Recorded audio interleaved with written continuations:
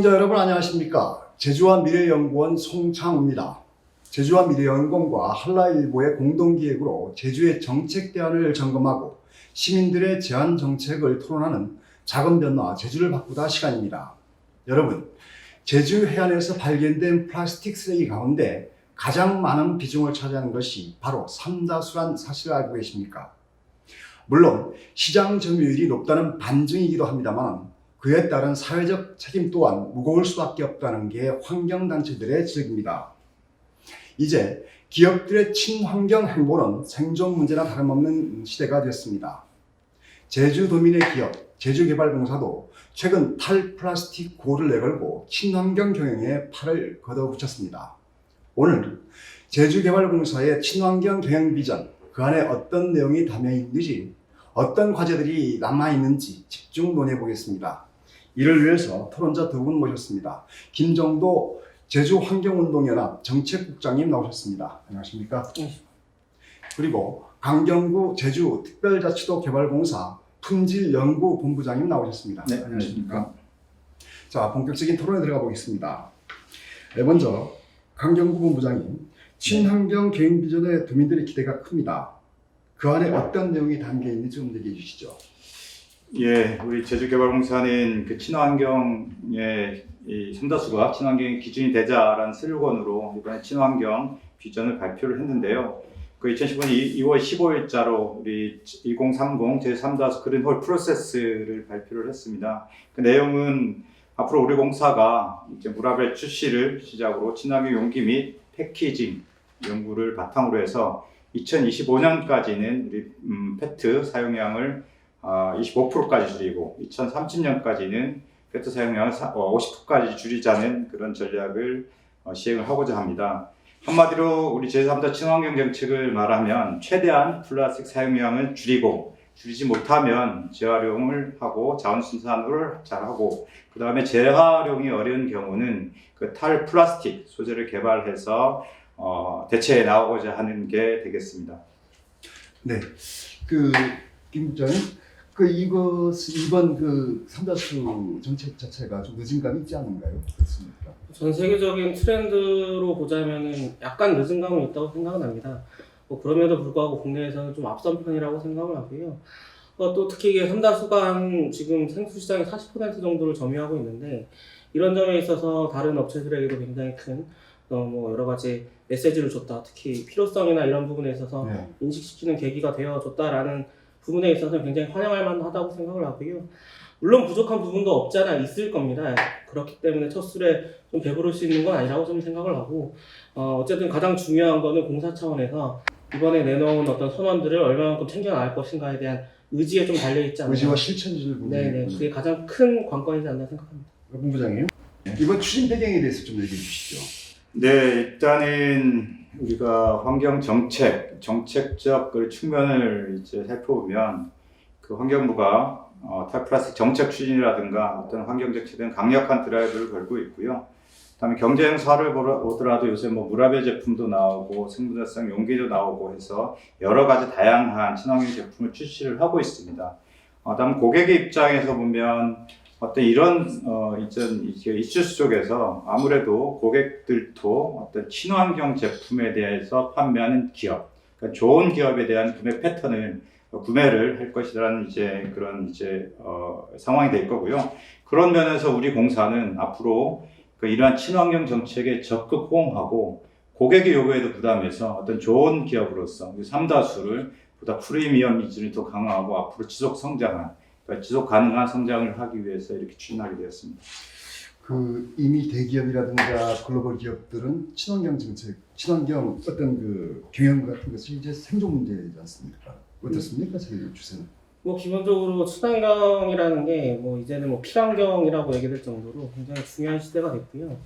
글로벌 대기업들 같은 경우에도 굉장히 많은 형태로 변화하고 있는 중이고, 특정 업체 같은 경우는 아예 자신들이 얼마만큼 에너지를 사용하고 있고 또 그 소비된 만큼을 어떻게 보상할 것인가에 대한 구체적인 계획까지 내놓고 있는 상황이거든요. 이런 걸로 봤을 때는 전체적으로 친환경 기업 경영이라는 것이 좀 대세 가는 부분이 있고, 특히 이게 플라스틱 같은 경우에는 어쨌든 전 세계적으로 굉장히 관심을 많이 갖는 이유가 환경 오염에 여러 가지 이유가 있겠습니다만 그 중에 플라스틱이 차지하는 그런 비중이 커지기 때문이거든요. 특히 미세 플라스틱 문제 같은 경우에는 네. 단순하게 이제 어느 지역만의 문제가 아니라 전 세계적인 문제로 지금 대두가 되고 있는 상황이기 때문에 이런 점을 고려했을 때는 뭐 당연히 친환경 경영이라는 거는 돌이킬 수 없는 대세다. 흐름이다 이렇게 볼 수 있을 것 같고요. 그 흐름에 맞춰서 뭐 이번에 삼다수도 그런 개선안을 발표한 게 아닌가 좀 이렇게 보고 있는 상황입니다. 근데 그 제주 해안에서 발견되는 저 플라스틱 가운데 삼다수가 제일 많이 차지하지 않습니까? 이거 조사하지 않았습니까? 네네. 그때 어떻게 나오셨어요? 어떻게 제가 조사를 진행을 했었고요. 물론 삼다수 제품만 나온 건 아닙니다. 대부분 나오는 제품류가 이제 페트병류라고 볼 수 있는데 그 중에 삼다수가 제일 많이 나왔다 이렇게 볼 수 있을 것 같고, 결과적으로 삼다수의 문제를 떠나서 페트병의 문제가 다, 근데 어쨌든 제주도에서는 삼다수가 굉장히 많이 팔리기 때문에 그만큼의 많은 양의 삼다수 페트병이 해안에서 발견되는 게 아닌가 이렇게 좀 보고 있는 거고요. 1차적으로는 당연히 버린 사람에게 문제가 있는 게 당연한 건데, 어쨌든 많이 만들면 많이 만들수록 그만큼 이게 버려질 가능성도 굉장히 높아지는 부분이 있기 때문에 어쨌든 플라스틱 페트병을 만들어내는 제조업체에 대한 어떤 사회적 책임 이런 부분을 강조할 수밖에 없지 않나 좀 이렇게 생각되어지고요. 또 전 세계적인 추세를 보더라도 이런 어떤 페트병 문제에 대응하기 위해서 플라스틱 어택이라는 이런 전 세계 시민 운동들이 굉장히 많이 진행이 됐거든요. 이런 부분 때문에 글로벌 대기업들도 영향을 받아서 페트병에 대한 어떤 재질 개선이라든가 이런 부분을 좀 적극적으로 하고 있는 부분이 있기 때문에 이런 조사 결과를 삼다수에서 좀 반영을 해서 이번에 어떤 선언을 하지 않았나 이렇게 생각하는 부분이 있어서 삼다수 차원에서 좀 더 고민을 많이 해야 되지 않을까. 사회적 책임을 또 우리 개발공사에서 더 느꼈다는 거 아닙니까? 네네. 좀 그에 대해서 좀 말씀해 주시죠. 예, 우리 김정 국장님 말씀하신 큰 이제 일리가 있으시고요. 사실은 저희가 제주 삼다수의 판매량의 한 9.2%가 제주 지역에서 판매되고 있습니다. 그렇기 때문에 굉장히 많은 양이 소비되고 있기 때문에 그 부분 중에 또한 많은 부분이 버려질 가능성도 큰 게 사실이지 않습니까? 그런 부분에서는 그 내용을 이제 같이 공감을 하고요. 그렇기 때문에 우리 공사는 이번에 친환경 정책, 친환경 경영을 선포함으로써 일단은 우리가 판매한 것들에 대해서는 일단 전량 수거를 해보자 라는 이제 큰 목적을 갖고 있고요. 그 중에 이제 도내의 지역에 뿌려진 것들이 바다로 나갈 수도 있고, 또한 이 바다 어선에서도 삼다수를 굉장히 많이 음용을 하지 않습니까? 그 부분에 대해서도 추가적으로 그 수거 시스템을 도입해보자 하는 계획을 갖고 시행을 하고 있습니다.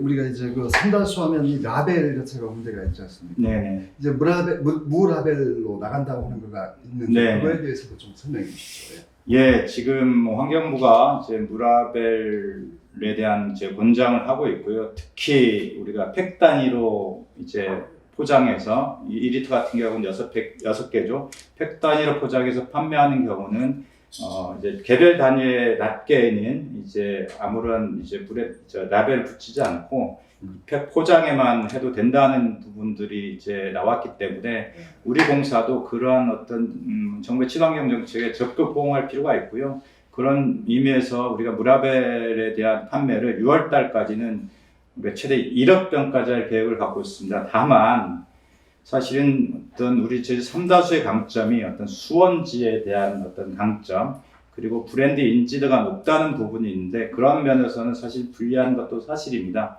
그렇지만 환경이 보다 더 중요하기 때문에 그런 여러 가지 문제점을 극복하고 최선을 다해서 어떤 친환경 정책에 부응할 예정이 있습니다. 김 국장님 어떻게 생각하십니까? 이에 대해서? 일단 라벨을 부착하지 않았다고 해서 소비자들이 안 찾는다라는 거는 좀 기우가 아닐까 좀 생각을 하는 부분이 있는데요. 왜냐하면 최근에 어떤 소비 경향 자체가 굉장히 친환경 트렌드에 민감한 형태로 변하고 있고요. 특히 2030 같은 경우에는 친환경 트렌드에 대한 소비가 굉장히 높습니다. 일부러 찾아서 먹을 정도거든요. 그런 부분을 고려했을 때 어떤 소비적 측면에서는 새로운 어떤 활로를 뚫을 수도 있지 않은가라는 생각을 하게 되고요. 또 굉장히 많은 라벨들을 갖추고 있는 어떤 시장에서 무라벨로 나간다는 것 자체가 일단 희소성을 점유하는 부분이 있는 거거든요. 그리고 어쨌든 눈에 띌 수밖에 없는 구조가 될 수도 있는 부분이어서 너무 이 문제를 굉장히 좀 소비자가 줄지 않을까 아니면 또 브랜드의 어떤 훼손을 입지 않을까라는 측면보다는 오히려 브랜드 가치가 더 상승하고 친환경 트렌드에 걸맞는 쪽으로 나아간다는 생각을 가져보는 게 어떨까라는 생각하고 있습니다. 라벨을 붙이지 않았을 경우에 비용이 좀 절감되는 거 아닙니까? 그러면 싼 값에 도민들에게 공급할 수 있는 거 아닌가요? 일단 저희가 그 개별 이제 용기에 라벨을 부착하지 않는 대신에 그 팩 단위 포장재에는 여러 가지 브랜드라든가 다음에 이제 생산지라든가 다음에 표시 사항이 이제 인쇄되게 돼서 그런 측면에서는 지금 그런 경우에 가격이 더 비싸지는 점은 있지만 비싸지는가요? 네네 그렇지만 이런 부분도 법제화가 조금 더 완화되면 좀 더 가격 부분들은 나중에는 조정이 될 수 있지 않을까 그렇게 생각을 하고 있습니다. 아직은 초기 단계이기 때문에 혼선은 좀 있는 것 같습니다. 어떻게 생각하십니까? 저는 뭐 이런 이에 대해서. 이 환경단체 입장에서 생수를 많이 먹지 말아야 되는 부분이 있어서 좀 조심스럽긴 한데요. 그러니까 이 생수 가격이 너무 낮아질 경우에는 오히려 이제 그 수돗물이나 이런 음용수에 대한 소비가 굉장히 줄어들게 그렇죠. 됨으로 인해서 어떤 이런 물 관리 정책이라든가 이런 부분이 굉장히 왜곡될 수도 있습니다. 그래서 뭐 인위적으로 낮추는 것보다는 거기서 발생한 이익을 어떻게 더 잘 활용할 것인가를 고민할 필요가 있잖아요. 이렇게 좀 보겠습니다. 자, 이번 재활용 높이는 거에 대해서 한번 얘기를 해보시죠. 그린홀 프로세스 네네. 이런 것은 뭐 생산, 수거, 재활용 이것을 다 함께 아우르는 거 아닙니까? 네네. 이 정책에 대해서 한번 좀 얘기해 주시죠. 예, 저희가 이번에 이제 친환경 경영에 대한 대책을 발표를 하면서 그린홀 프로세스라는 말을 처음 썼는데요. 이것은 제가 플라스틱을 이제 제조하는 단계에서 여러 가지 경량화, 플라스틱 적게 쓰자. 두 번째는 아직은 국내 법제화는 안 됐지만 재생 페트를 사용하자라는 부분의 관점이 있고요. 두 번째 수거라는 부분에서는 우리가 만들어서 판 제품에 대해서는 환경적으로 문제가 된 플라스틱을 되도록 전량 다 수거를 해서 우리가 재생 페트로 쓰든가 아니면 다른데 재활용해서 섬유소재 쓰든가 하는 것까지 제조, 수거, 재활용까지 전반적인 부분에 아우르는 그런 정책을 펴고자 합니다. 이런 그 제조안에서만이라도 이런 것이 이루어지면 단점은 뭐겠죠? 기본적으로 수거 시스템까지 잘 갖춰진 형태에서 잘 수거가 되고 그게 또 자원순환으로 연결된다면 당연히 좋은 영향이라고 보여지고요. 왜냐면 아무래도 소비량이 많기 때문에 기존에 어쨌든 소주나 맥주 같은 경우에도 비용기 보증금 제도를 활용하면서 굉장히 많은 효과를 보고 있는 게 사실이기도 해서 그런 부분을 충분히 좀 감안할 필요가 있다고 생각을 하고요. 다만 이제 삼다수만을 대상으로 어떤 시스템을 갖추는 게 얼마만큼 효과적인지는 좀 다시 생각해봐야 되는 게 이외의 페트병이나 여러 가지 페트병들이 많이 나오는 상황에서 단순하게 삼다수만 그런 시스템을 갖춘다고 하면 왜곡될 가능성도 분명히 있는 것이고 또 기존에 또 충분히 재활용될 수 있는 페트병들이 누락되는 상황도 발생할 수가 있어서 이런 부분들을 어떻게 챙겨 나갈 것인가가 좀 핵심적인 문제가 아닌가 보고 있습니다. 근데 이번 바이오매스 플라스틱이라고 하는 게 있지 않습니까? 네. 그다음에 성분해성 플라스틱 이거 두 가지 정부에서 환경 플라스틱이 두 가지 종류가 있다고 그러는데 삼단소에서는 지금 첫 번째 전번에 말한 바이오매스 플라스틱이라고 하겠다고 하고 있지 않습니까?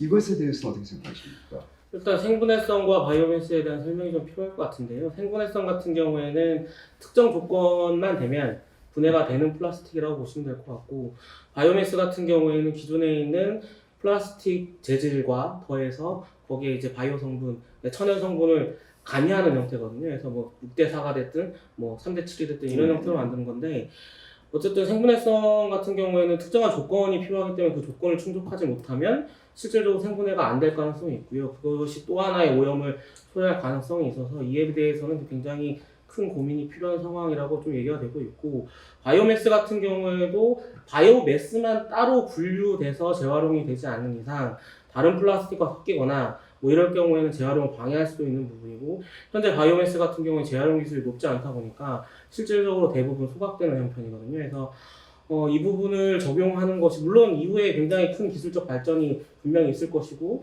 그에 따라서 변화되는 사항이 있겠지만 현재 상황에서는 이것을 친환경이라는 부분으로 가져가는 게 과연 마땅한가에 대해서는 고민해볼 필요가 있다고 보여지고요. 차라리 이런 어떤 플라스틱적인 부분으로 자꾸 접근할 것이 아니라 플라스틱 이외의 재질로 가는 방향에 대해서 고민할 필요가 더 크다. 이를테면 유리병이라든가 이런 등등으로 해서 그런 쪽으로 더 큰 고민을 해야 되지 않나 이렇게 보고 있습니다. 그러니까 플라스틱의 장점이 질기고 뭐 그 다음에 강하고 그 다음에 오래가고 또 생산비가 싸다 이거 아닙니까? 네. 아까 우리 김부장 말씀하신 것처럼 네. 이런 어떤 바이오매스라든가 이렇게 지금 그 제주개발공사에서 그렇게 나가고 있는데 네. 이에 대해서는 또 어떤 방향성을 하고 근데 있는지. 김국장께서 굉장히 옳은 지적을 하셨는데요. 사실 전 세계적으로도 처음에는 그 바이오매스 플라스틱에 대한 이제 선호도가 높아서 그쪽으로 정책을 폈었습니다. 그런데 결국은 바이오매스를 취득하는 과정에서 여러 가지 밀리의 파괴라든지 이런 부분도 있을 수 있고 또 생분해성 플라스틱은 사실 페트는 아닙니다. 페트는 아니기 때문에 어떤 재활용성에 문제가 있어서 일반 폐기물로 처리를 해야 된다는 부분이 있는 그런 단점들이 여러 가지가 있기 때문에 사실은 지금은 물론 이제 바이오매스 페트가 뭐 20% 정도의 탄소 저감 효과를 가져오기 때문에 쓸만한 충분한 이유는 되겠지만 아직은 저희한테는 조금 부족한 면이 있고요. 그보다는 현재 좀 정책들이 어떤 자원순환이라는 관점에서 네. 재생 플라스틱, 재생 페트를 가지고 재활용해서 지속적으로 자원순환을 하게 되면 이제 환경에 대한 플라스틱 배출량도 좀 적어지고 다음에 탄소 저감도 이제 줄일 수 있는 그런 장점이 있는 것 같습니다. 그래서 저희는 어쨌든 바이오매스보다는 재생 페트 쪽으로 좀 접근하고자 하는 부분이 좀 있습니다. 참고로 그 생분해성 그 플라스틱이라는 게 종량제 봉투 이런 거 얘기하는 건가요? 종량제 봉투는 대부분 바이오매스로 나오고 있고 네. 왜냐하면 이게 물성 자체가 굉장히 강해야 되는 부분이 있는데 생분해성으로 하게 되면 물성 자체가 약합니다. 현재까지는. 그러니까 우리가 원하는 정도의 어떤 강도, 질김을 가져올 정도의 기술 수준은 아니기 때문에 그런 부분에 있어서는 아직 대부분 바이오매스를 사용한다고 보시면 되고 일부 이제 뭐 이제 커피숍이나 이런 데 사용하고 있는 뭐 이제 바나나를 싸는 포장재라든가 이런 것이 100% 생분해성인 경우들이 있긴 한데 그것을 제외한다면 대부분 다 바이오매스라고 보시면 됩니다. 그러니까 우리 시청자 여러분들의 이해를 돕기 위해서 조금 부탁드렸습니다. 네. 말씀을. 그러니까 정부가 지금 추구하고 있는 게 탈플라스틱 정책 아닙니까? 네, 그래서 유리병 같은 것들을 네. 쓰라고 그 제주개발공사에서 이런 정책이 담겨 있죠, 이번에. 예, 저희가 사실 이번에 탈플라스틱 정책을 환경부에서 발표를 했지 않습니까? 그래서 기본적으로는 플라스틱 사용량을 뭐 몇 년도까지 뭐 20% 줄이자, 30% 줄이자 하는 정책을 펴고 있는데요. 그 중에 하나가 이제 플라스틱 대체 소재를 개발하는 거잖아요. 그러니까 종이, 네. 다음에 알루미늄 캔, 뭐 이런 것들은 좀 사실은 아직까지는 뭐 기술적으로 이용하기 좀 어려운 부분이 있지만 요새 환경부에서 유리병에 대한 부분 사용을 굉장히 많이 권고를 하고 있습니다. 그렇기 때문에 저희도 사실은 저희가 한라수 유리병에 사용했을 때 실패한 사례가 있지 않습니까? 네. 그래서 조심스럽긴 하지만 그럼에도 불구하고 유리병에 대한 검토도 좀 더 아주 적극적으로 해 나갈 계획은 있습니다. 김동욱 국장님, 이런 그 유리병 정책에 대해서는 어떻게 생각하세요? 전 세계적으로도 지금 페트병을 대체하기 위해서 유리병이 계속 떠오르고 있고요. 물론 예전부터 많이 사용하긴 했지만 그리고 또 대부분의 이제 그 해외 이제 유명 브랜드, 특히 프리미엄 브랜드라고 하는 생수들 같은 경우에도 유리병 사용이 예전부터 있어왔고 현재도 쓰고 있고요. 또 그런 부분에 있어서는 또 소비자들도 유리병에 나오면은 어느 정도 프리미엄이 보장된다라는 부분을 인식하는 것도 사실 있고요. 그래서 이런 부분들을 좀 고민해 볼 필요가 있고 뭐 예전에 한라수 실패 사례가 있었습니다만은 당시에는 프리미엄성만 강조했지 거기에 뭐 환경성이라든가 이런 부분이 있었던 건 아니거든요. 근데 최근에 어쨌든 간에 환경성이라는 부분, 특히 친환경이라는 부분이 강조되고 있기 때문에 이런 부분과 결합하면 충분한 승산이 있다라고 좀 판단을 하고 또 어쨌든 간에 뭐 육지부까지 포함해서 유리병으로 가는 게 어려울 수는 있는데 제주도 지역이라도 뭐 500ml 이하의 작은 제품부터 유리병으로 좀 공급을 해본다면 거기에 이제 빈용기 보증금 제도를 좀 도입을 해서 용기를 재사용할 수도 있다면 그렇게 된다면 뭐 자원도 절약하고 친환경적인 부분도 있고 또 제주에 와서야만 뭐 먹을 수 있거나 살 수 있는 희소성도 담보할 수 있고 해서 그런 부분들은 좀 고민해 볼 충분한 이유가 되지 않을까? 또 이렇게 됐을 때는 분명히 굉장한 홍보 효과도 있다고 저는 생각하거든요. 뭐 소비적으로도 굉장히 큰 효과가 있다 이렇게 좀 생각이 됩니다. 우리 국장님 말씀하신 것처럼 그 제주에서만이라도 이런 것을 좀 해보는 그런 것도 좀 필요하지 않을까요? 예, 뭐 저희가 뭐 한라수 아까 말씀드렸지만 실패 사례가 있는 건 사실은 뭐 우리 한 7년 전의 일인데요. 그 부분에 대해서는 사실 그때 시장 상황이라든가 또 환경에 대한 부분에 대한 고려가 사실 없었던 게 사실입니다. 근데 이번에 어떤 친환경에 대한 탈플라스틱의 굉장히 대체 소재로서 유리병이 강조되고 있고, 또한 그 굉장히 그 자원화 비용에서도 플라스틱보다는 장점이 있습니다. 그렇기 때문에 저희도 소규모 생산 설비가 있어서 일단은 내년에라도 좀 시제품을 개발해서 제주 지역 또는 큰 회석상에서라도 이렇게 시제품을 공급을 하면서 그런 가능성을 보고 좀 더 이제 투자 여부를 결정할 그런 계획이 있습니다. 이런 환경에 관한 것은 말이죠. 네. 좀 빨리 하시는 게 내년이 아니고 빠른 예, 예. 정책을 좀 하시는 게 좋을 것 같습니다. 예, 알겠습니다. 플라스틱 재활용과 다양한 소재, 더 나아가서 제주의 미세 플라스틱에 대한 조사와 연구까지 개발공사가 전문적으로 연구 영역할 수 있는 역할은 없을까요? 개발공사가? 예, 저희가 일단 우선은 이제 친환경 용기라든가 패키징에 대해서는 저희가 생산, 또 판매자 입장이기 때문에 굉장히 적극적으로 좀 해서 그 R&D 부분을 강화할 필요가 있다고 생각을 하고요. 그 외에도 뭐 어떤 제주도의 환경, 보전 관련된 여러 가지 문제들, 그 중에 미세 플라스틱 문제나 이런 부분들이 있는데, 사실 뭐 우리가 생산자 입장에서 객관성이나 이런 문제가 있을 수는 있지만, 그럼에도 불구하고 우리가 어떤 사회적 책임을 다한다는 입장에서는 뭐 그런 부분까지 적극적으로 검토를 해 나가겠다는 말씀드리겠습니다. 검토하겠다는데 어떻게 생각하십니까? 이 어떤 지속 가능한 제주 만들기라는 대명제 아래서. 뭐 기본적으로 제주도 개발공사가 왜 만들어졌나 생각해 보면 사실상 제주의 지하수 고갈을 막기 위해서 만들어졌거든요. 네. 그러니까 말 그대로 막 진짜 제주도에 물이 좋으니까 전국에 있는 막 생수회사에 다 들어가서 사업해버려서 지하수가 갑자기 고갈되는 그런 상황을 미연에 방지하고자 사실 제주개발공사가 삼다수를 독점 생산 공급하고 있는 건데요. 뭐 그런 어떤 뭐 공사 설립 취지를 고려한다면 당연히 어떤 지하수 보전 문제뿐만 아니라 제주의 자연환경, 왜냐하면 어쨌든 제주의 자연환경에서 지하수가 만들어진 것이기 때문에 그런 부분에 있어서는 뭐 자연환경 보존이라든가 지속 가능성에 대해서 굉장히 많은 고민을 해야 되고요. 뭐 연구 용역 뭐 이런 부분도 중요한데 더 중요한 것은 어떤 사회공헌 부분에 있어서 이제 공사 차원에서 이런 어떤 환경 보전과 관련된 교육이라든가 아니면 캠페인이라든가 시민사회에서 여러 가지 역할들을 하고 있는데 그런 역할들을 하고 있는 부분에 얼마만큼 협력하고 지원할 것인가에 대해서 좀 더 많은 고민이 이제는 좀 필요할 때가 아닌가. 지금 어쨌든 간에 시민 기반으로 무언가를 했을 때 더한 시너지 효과를 내는 상황이기 때문에 그렇죠. 네, 그런 부분에 대해서 더 많은 고민이 필요하지 않나 이렇게 보고 있습니다.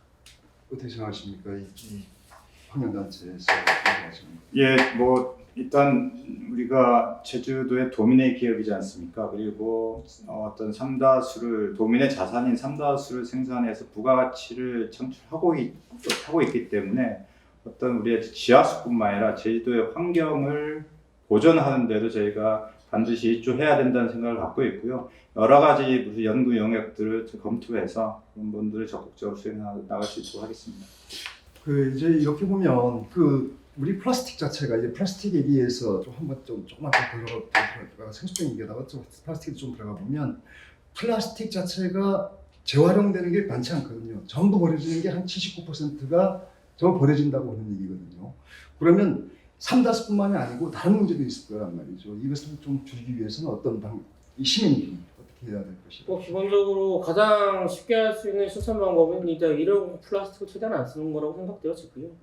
어쨌든 뭐 페트병 재질이 아닌 여러 가지 유리로 나와 있는 재질이라든가 이런 것들이 있기 때문에 그런 것들을 조금이라도 더 소비하고 페트병이나 플라스틱류를 좀 더 덜 소비하고 특히 카페나 이런 곳에서 일회용 플라스틱 사용도 굉장히 많고 특히 제주도 같은 경우는 관광지 특성을 띠다 보니까 일회용품 플라스틱에 대한 어떤 소비나 이런 이용이 굉장히 많거든요.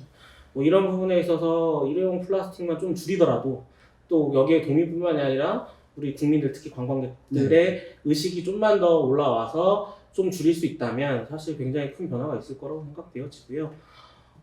거기에서 어쨌든 간에 뭔가 새로운 시작, 새로운 변화가 좀 더 나타나지 않을까 보고 있습니다. 우리 도민의 기업 이러지 않습니까? 네. 하여튼 이번 친환경 정책 비전을 제시한 건 아주 바람직한 일이라고 생각합니다. 그러면 이제 우리가 아까 2020년에 몇 퍼센트 아까 2020년에 2030년에 예, 50%까지 감축할 계획이 있습니다. 감축한다면 예. 100%라고 하는 것을 실현하기 위해서 좀 노력을 해야 되지 않을까요? 예, 뭐 당연히 이렇게 노력을 해야 된다고 생각합니다. 다만 지금 페트에 대한 대체 소재가 아직 기술로서는 없는 부분이 있기 때문에 일단 저희가 어떤 공격적으로는 사실 50%라고 제시는 했지만 기술 발전과 더불어서 그 높은 수치도 충분히 할 수 있다고 생각합니다. 그러나 다만 아직 현재 여건에서도 적극적인 뭐 보통은 다른 기업들도 한 30% 정도 제시하고 있는데 우리는 뭐 아주 적극적으로 50% 제시했다는 말씀 드리고요. 그리고 도내에 있는 플라스틱에 대한 우리 발생량이 많지 않습니까? 그런 부분에서도 작년에 우리가 한 123톤 정도를 회수를 했고 올해는 한 350톤 정도를 회수를 했습니다. 근데 제주 삼다수가 판매해서 생기는 이제 플라스틱 양을 보면 1년에 한 2,400톤 정도 됩니다. 근데 저희가 2025년까지는 도내 것들에 대한 2차 전량을 회수하는 시스템으로 갈 생각을 가지고 있습니다. 토론을 이제 좀 마무리해야 될 시간인 것 같습니다. 뭐니 해도 도민과 함께하는 친환경 경영이 되지 않겠습니까? 도민 참여를 더 이끌어내기 위해서 어떤 계획을 갖고 계신지. 예, 뭐 우리 제주개발공사는 원칙적으로 도민이 기업입니다. 그렇기 때문에 우리가 하는 모든 활동들이 도민의 감시를 받아야 되고요. 또한 도민의 협조와 협력이 필요한 사항이 있습니다. 저희가 이제 플라스틱 문제에 대해서도 사실 굉장히 중요하기 때문에 올해부터 범도민 플라스틱 저감 협의회를 이제 운영해서 플라스틱 수거나 재활용 효율적으로 하고자 합니다. 협체의 내용 보면 도민 참여도 많습니다. 사회적 협동조합, 사회적 기업, 다음에 도, 환경부, 우리공사, 다음에 여러 가지 의료업체, 다음 플라스틱 생산업체들이 공동으로 참여하고 있기 때문에 우리 금정국장도 나왔지만 환경단체까지 해가지고 2025년 제주도에 발생하는 플라스틱은 우리가 내놓는 플라스틱은 전량 회수한다는 목표로 그렇게 열심히 해나가겠다는 말씀 드리고요. 우리 도민 여러분께서도 많은 성원과 협력 좀 부탁을 드리겠습니다. 잠깐만요. 2,400톤이 생산된다고 그랬죠? 그러면 그렇죠. 2,400톤 전량을 네네. 그다음에 또 다른 것도 제주에서 생산되는 뭐 다른 플라스틱도 수거하겠다는 얘기입니다. 일단은 저희가 뭐 제주 3다수 생산하기 때문에 뭐 여러 가지 다 해도 좋지만 기본적으로는 우리가 생산하는 것만큼은 회수를 하겠다라는 취지라고 보시면 됩니다. 생산, 수거, 재활용까지. 네네네. 뭐 마지막으로 한 말씀 이거에 대해서 좀 얘기해 주시죠. 뭐 기본적으로 앞서도 말씀드렸다시피 개발공사 같은 경우에는 도민의 공익을 위해서 존재하는 기관이고 탄생 목적도 사실은 제주의 자연환경 보전, 특히 지하수 보전에 초점이 맞춰져 있는 곳입니다. 그렇기 때문에 당연히 더 공격적으로 친환경 경영을 해야 된다고 생각을 하고요. 또 지금은 사실상 이제 친환경으로 나아가는 완전한 친환경 경영으로 나아가는 과도기 단계라고 생각이 되어집니다. 사실 10년 전만 하더라도 전기자동차가 무슨 대세가 되겠냐라고 얘기했지만 지금은 친환경 자동차, 특히 전기자동차가 미래인 상황이 됐거든요. 그렇기 때문에 이 상황은 마찬가지로 플라스틱이라든가 이런 어떤 쓰레기 문제에 있어서 굉장히 크게 영향을 받을 겁니다. 그렇기 때문에 이게 5년 뒤, 10년 뒤의 일이 아니라 당장의 일이라고 좀 생각을 하고 공격적인 어떤 경영 방법, 그리고 기술, 그리고 정책 제품 생산 이런 부분까지도 굉장히 깊은 고민을 갖고 좀 의지를 가지고 일을 해주셨으면 하는 바람이 들고 그리고 그 기반에는 시민 참여라는 것을 꼭 잊지 말고 같이 가주셨으면 하는 바람이 있습니다. 시민 참여가 상당히 중요하겠네요. 네, 시민 참여가 중요하죠. 네. 시청자 여러분, 토론을 하다 보니까 마무리할 시간이 됐습니다. 오늘 토론 잘 보셨습니까? 공기와 물처럼 우리 모두의 것이라고 느껴지지만 인류는 이를 지키기 위해서 노력하지 않고 있습니다. 플라스틱으로 지구가 기후위기를 맞고 있고 바다나 육지에 사는 생물이 힘들어지면 우리 인간도 더 이상 버틸 수가 없습니다. 제주개발공사의 탈플라스틱 사업도 세계적으로 벌어지고 있는 기후위기 경영에 동참한다는 뜻이 있지만 좀 늦은 감도 떨칠 수가 없습니다. 제주개발공사는 돈을 버는 경영이 아니라 물을 지키고 지구를 구하기 위한 보다 높은 철학을 바탕으로 경영할 때 도민과 전 세계 기업이 될 것이라는 사실을 명심할 필요가 있습니다. 오늘 토론 여기서 마치겠습니다. 시청자 여러분 고맙습니다. 고맙습니다.